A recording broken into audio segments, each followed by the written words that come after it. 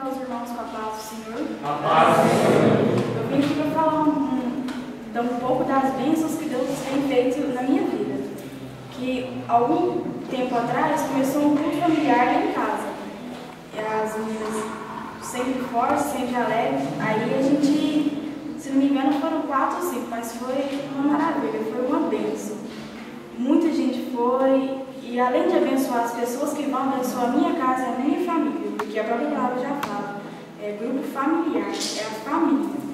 E para não ficar só em minhas palavras, eu gostaria de ler aqui em Eclesiastes 11 e o versículo 9.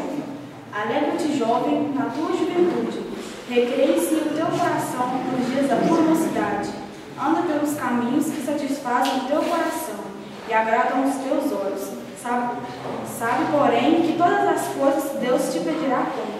Então a gente tem que agradecer a Deus por estar dando certo no grupo ou não, a gente tem que agradecer, porque através da oração, do jejum, a gente consegue tudo. Mas a gente tem que ter limitações, tem que respeitar também o Espírito Santo. A gente tem que pedir, Deus, faça a tua vontade. A gente tem que ter o mais importante, é a fé. Amém.